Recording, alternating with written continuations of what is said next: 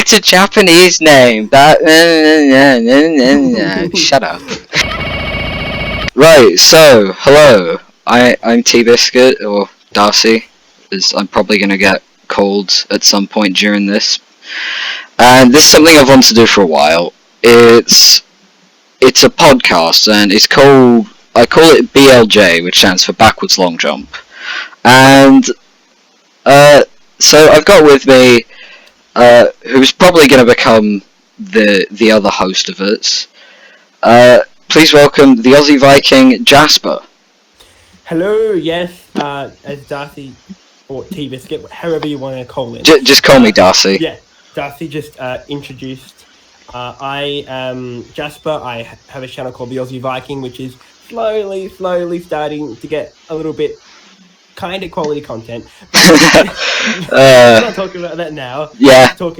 Today we're talking about Zelda, aren't we? Yes, Zelda. More specifically, The Legend of Zelda Timeline.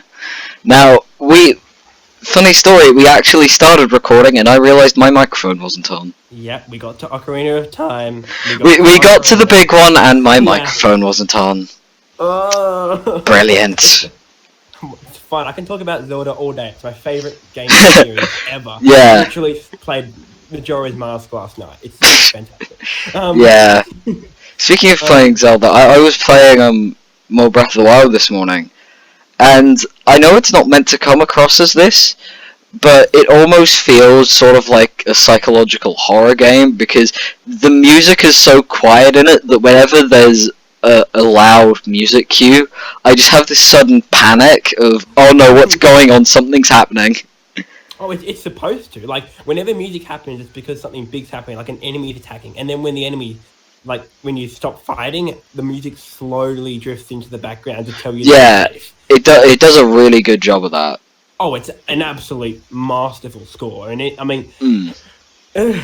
let's not talk about how great the music is in Breath of the Wild. Let's not talk about that. Yeah, the music in Breath of the Wild? What music? This is a joke we've had before. Right, so... There's revised theme. Yeah, okay. We'll start with the timeline with the first one, Skyward Sword, which is where... You're Link, you're the original Link, saving the original Zelda from a guy called Demise, who eventually becomes Ganondorf through a bunch of evil magic mumbo-jumbo. Yeah, pretty much. That's the game. So to set the groundwork for what happens in Skyward Sword, there are 3 golden goddesses called Din, Fior, or Fiore. I've always called her Fiore. I think it's Fior though. And Nehru. Now they create the land pretty much, and they also leave the Triforce, which is like this holy relic, in the hands of another goddess. Did you say Fiore? I'm looking in the Hyrule Historia. It's spelled F-A-R-O-R-E, which I'd pronounce... No, not Faeror, I'd pronounce that. Faeror? Faeror, or Faror. Faror. It's a Japanese name, Darcy. Yeah, it's a Japanese name. Shut up. Okay, so yeah. That's becoming the cold open. Hylia, she looks after the land pretty well, actually, honestly, until, because whenever there's good, there's also evil. Demise, who's the guy Darcy mentioned earlier, who's basically Zelda's version of the devil, rises up and then creates armies of evil stuff to attack her, and there's a war, and they fight a bit, and eventually Demise is very close to winning. So in a last desperate move, Hylia sends up a bit of the the land that she's looking after into the sky, and then also turns herself into basically turns herself into a mortal in the form of a young girl inside what the land that the Sky is going to become, called Skyloft, and that sets the framework for Skyward Sword. Yep, this story is depicted in the back of the Hyrule Historia as a manga. Yeah, it's actually incredibly weird. It's a really weird backstory, but it's kind of cool. So I mean, I'm not sure if it's canon, But it does set the stage Yeah. nicely. The thing that I find annoying is that they show that there's actually a link before the Skyward Sword, Yeah. which contradicts the game a bit. But let's Uh, not talk about that. let's not talk about contradictions. We're not up to the contradictions yet. No, there'll be lots of them to come. Yeah. So Right. yeah, and now now after that, you go around, you save Zelda and Skyward Sword, and then a thing happens, and Demise curses everyone so that Link and Zelda will keep being reincarnated again and again and again and again and again and again and again, and his evil will keep being reincarnated as Ganon or Ganondorf. It depends on which timeline, which game, and which part of the game we're talking about, because it varies between games at times and it just gets confusing. Yeah, well, I mean, it doesn't get too confusing with the reincarnation thing as long as you realize there is a evil. A evil. Yeah. It doesn't have. You to mean come an up evil? An English. Yeah. An evil. It could be. It could be Vati. It could be Malladus from Spirit Tracks. It could be Ganondorf. It could be anything really. It could be Ganon. Not Ganondorf, just Ganon. It could even be the Happy Mask Salesman. The salesman? The guy who wants the mask back? Yes, he is evil. He is the evil here. He's definitely evil. It's definitely not that the mask is just an evil thing that he was protecting. No. The Happy Mask Salesman is an ancient evil, even more grand and disastrous than Demise himself.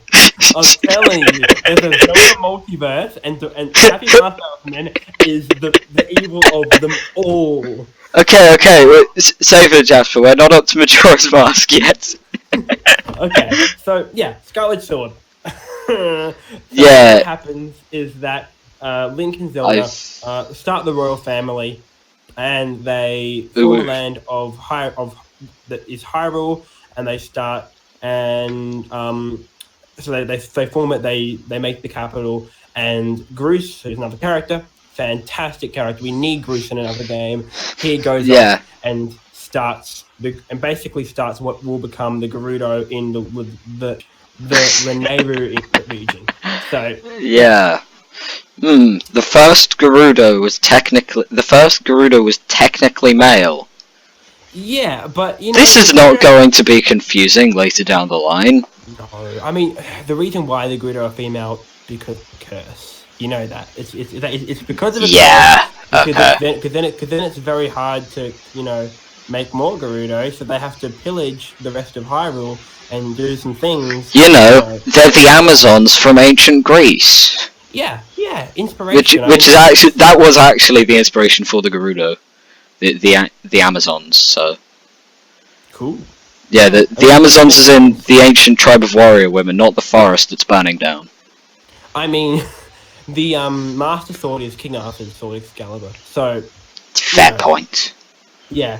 So after that, basically what happens is there's a massive dark age when a few stuff happens. The Twilight are banished. They're like a group of people. We don't know where they came from, but they are peoples. And they'll be important soon. Yes, they will. The Sacred Realm, which was part of Hyrule, is also banished. It's basically sealed away, and the Triforce is sealed inside the Sacred Realm, which will also be important soon.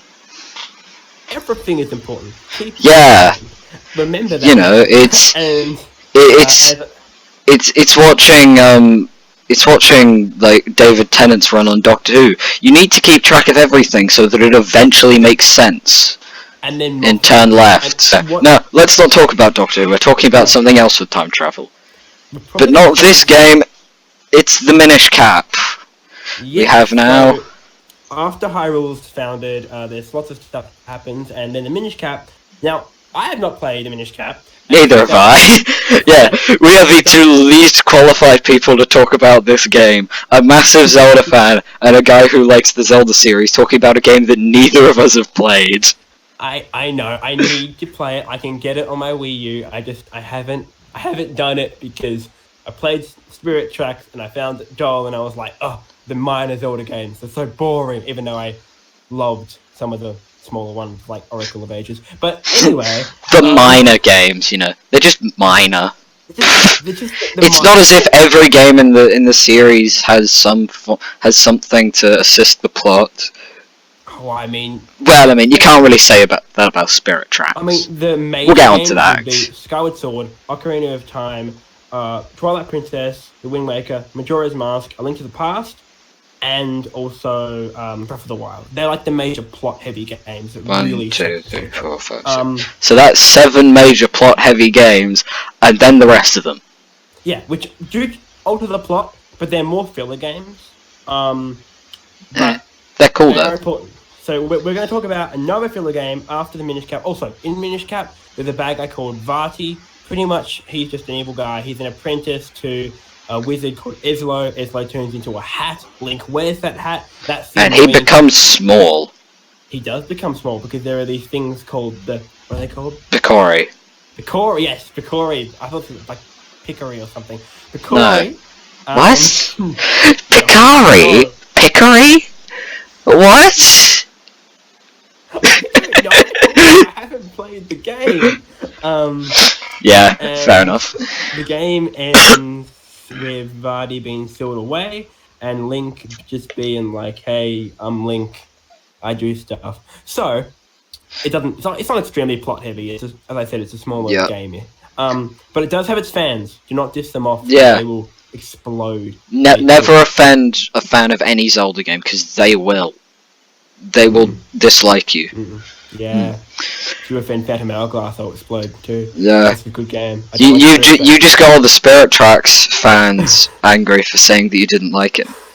Yes, I'm so sorry. I just found Spirit Tracks to be more.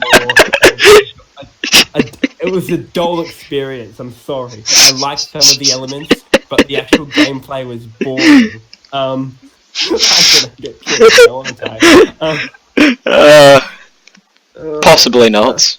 So then we have Four Swords, which is an extension to the Minish Cap, where pretty much it's a multiplayer game where there's 4 links and they run around doing stuff and yelling a lot and arguing and doing Link stuff. And Vati gets resurrected and they fight him and they steal him away. That's pretty much how the plot goes. It's not very, actual importance. It is important because Vati is a character that will come on later down the line. However, he could have just stayed inside the sword at the end of Minish Cap, so really, he's not humanoid anymore either. So no. I guess there's that. This is where Nintendo put the games they didn't really know where to put, but put it between Skyward Sword and Ocarina of Time. Because we need to fill out that area because it's a huge chunk of time. And we have no idea where to put it, and there's thousands of years there, so we can be like, it happens sometime. Yeah.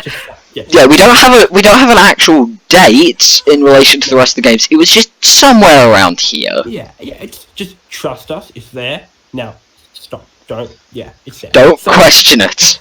Eventually, when there are different races formed, you got the Zora, you got which are fish people, you have the Gorons, which are rock people. You see a theme here, and you have the Gerudo, which are Grooses Girls. And that is the worst way of describing the Gerudo I think I've ever heard. I don't know. Why would you describe them like that? It's just dumb. Because I did. I cannot read on the so Yeah. I think that they are smart and the other half are dumb. That was a dumb one. Yeah. It was. It was dumb. And so, pretty much, there was a big war because the Zora and the Gorons don't like too much and they want more resources.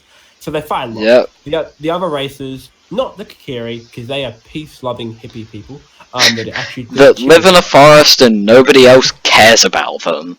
Yeah. They don't fight. Everyone else basically joins in the war, and it ends with the Hylians winning, basically, and they don't pick a side. They just say, well, we have enough stuff to just wipe out everyone. So and pretty much that ends with all the other kingdoms swearing their fealty and allegiance to the Hylians. Yeah, because the Hylians Because there's everyone else having a war, and the Hylians just come in and go, everybody shut up, we're gonna beat you all. Yeah, and then you need to obey us forever. Yeah. War. And then you've just got the Kakiri being like Switzerland in every war in history. They're like, we're not gonna fight, guys, but we are gonna die sometime. Or turn into little trees. Oh. What was that voice? That's what they talk like. That when you play Ocarina of Time, it's how they talk. I mean, come on, Darcy, come on. I've only played the Virtual Console version of the original. I haven't got around to playing the 3DS one yet. I've had stuff to do. Yeah. Alright. Anyway. But after that war, there's a little game called Ocarina of Time. You may have heard of it. It's the most important game in the series. Yeah, if you haven't played Ocarina of Time, Darcy, then you need to go home. I am at home. What do you mean? You need to go home. I am at home. It's a metaphor. Oh, good grief! Beforehand, in the Hyrulean Civil War, basically there was a thing that happened where in the war there was a knight, like there would be because it's a war, and basically he died. So his wife, and she was nearing her death as well from injuries, escaped and went to the Kakiri forest and left her newborn baby there, begging the Deku Tree, who was the guardian of the forest, to look after her kid, and then she died. Now this kid is the main protagonist of the game that's about to talk about, which is Ocarina of Time, Blink. So Link, you said Blink. Did I say Blink? Yes. I meant to say Link. You know what I mean. Because there isn't a Blink, unless you want to call your character that in any Zelda game except for Breath of the Wild. Yeah. Blink. That should be a thing. I'm going to call my Blink. World of Hyrule. Because why the heck not? So in Ocarina of Time, Ganondorf basically sees that his people are suffering and that they are being pushed down by the rest of Hyrule, especially the Hylians. And it's a little thing we call racism. Yeah, it doesn't fit.